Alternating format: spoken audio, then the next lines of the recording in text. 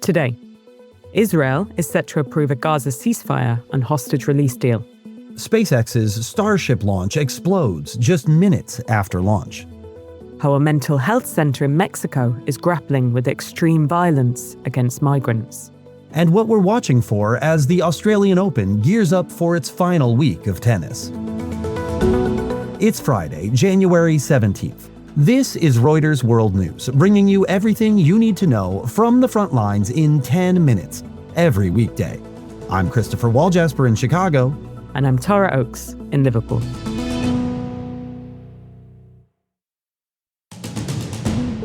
Israeli Prime Minister Benjamin Netanyahu's office says cementing the Gaza ceasefire deal is imminent, following an 11th-hour hold-up on Thursday. The cabinet meets today to give its final approval to the truce and hostage release plan brokered with Hamas. In Gaza, Israeli airstrikes are ongoing, with Palestinian authorities reporting at least 86 dead since the deal was announced. And in Washington, D.C., journalists who are outspoken critics of American support for Israel lambasted U.S. Secretary of State Antony Blinken during his swan song press conference. Criminal! Why aren't you in The Hague? Why aren't you in The Hague?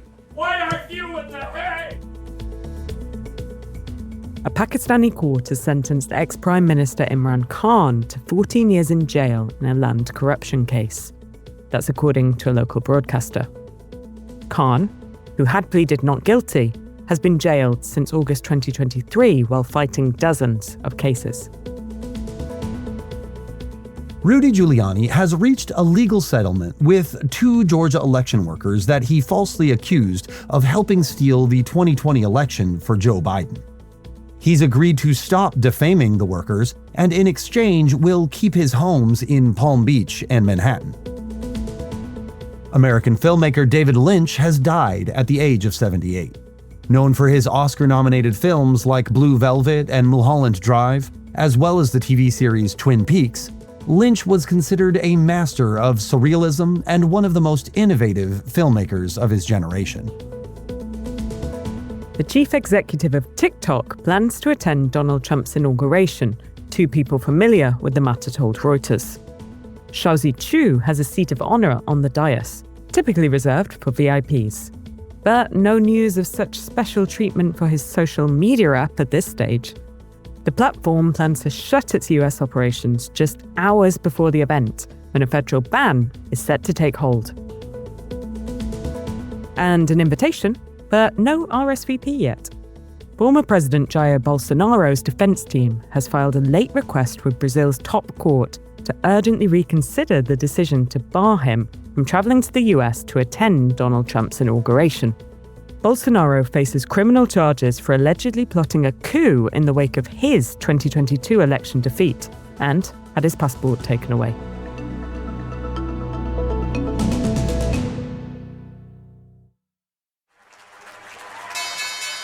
Data shows that China's economy matched the government's ambitions for 5% growth last year, but in a lopsided fashion. That means complaints from many about worsening living standards as Beijing struggles to transfer its industrial and export gains to consumers. The unbalanced growth raises concerns that structural problems may deepen in 2025, when China plans a similar growth performance by going deeper into debt in an attempt to counter the impact of an expected US tariff hike under Donald Trump. 5, 4,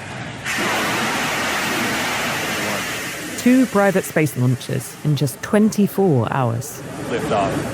1. Jeff Bezos's Blue Origin early Thursday morning, successfully launching its New Glenn rocket into space for the first time. Engines continue to perform well, now passing through max Q. And last night, SpaceX's 7th Starship prototype launch, which exploded around 8 minutes after takeoff. Airlines altered course to avoid fiery debris that could be seen streaking through the sky as the 37-story rocket broke apart. As we were checking in on the status of the ship, at this point in time, we can confirm that we did lose the ship. SpaceX engineer Kate Tice just minutes after the launch. The booster came back for a successful, the second ever booster catch at the launch tower. The Federal Aviation Administration is likely to open an investigation into the failure that could delay Musk's goal of launching at least 12 Starship tests this year. Booster FTS is saved. A warning, this next story discusses topics of sexual violence and trauma.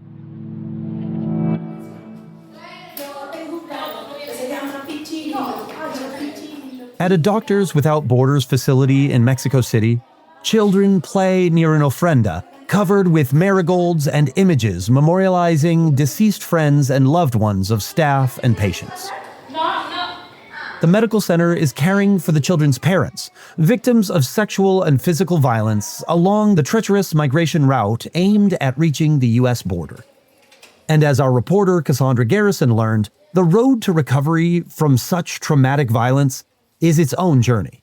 This care center is one of the only facilities of its kind that does offer help to migrants who have experienced extreme trauma due to severe violence against them, either in their home countries or during their migration route through Mexico. It's focusing on healing people psychologically. It offers support for sexual violence, beatings, kidnappings, extortion. Me separaron de mi familia.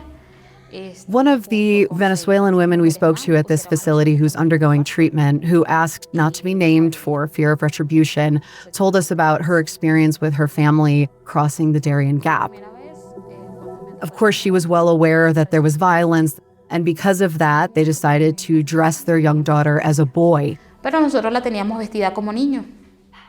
They'd actually made it through the worst of the jungle, but there was actually a group of armed men waiting for them, and these men separated the women and girls from their male family members, and they were able to trick those gunmen into believing that their daughter was a boy, and she was able to stay with her father and luckily wasn't harmed.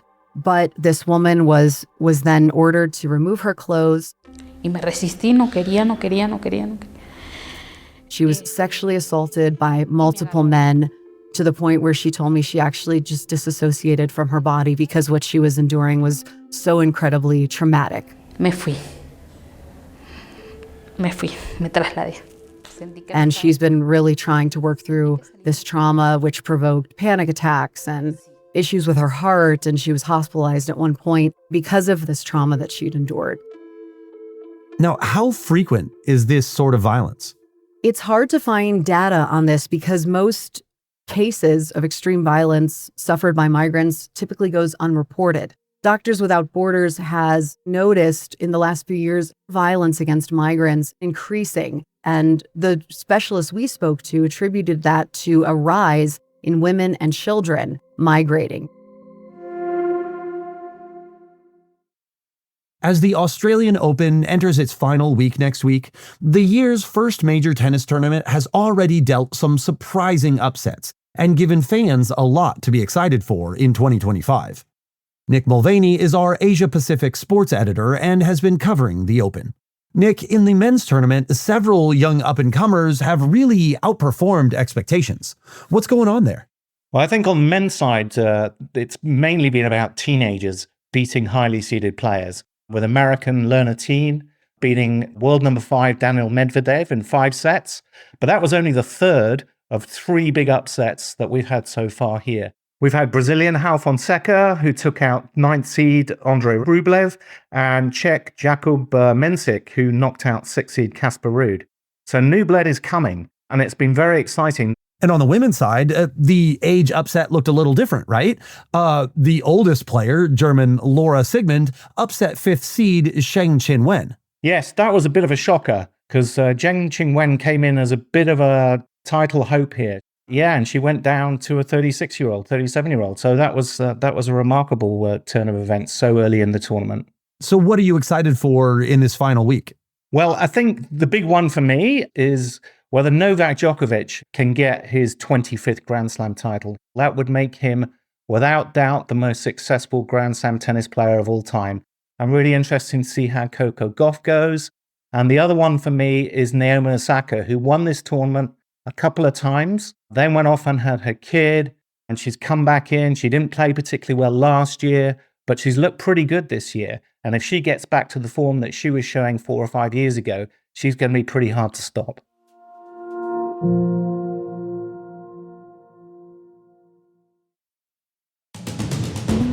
It's Friday, so a recommended listen from us today.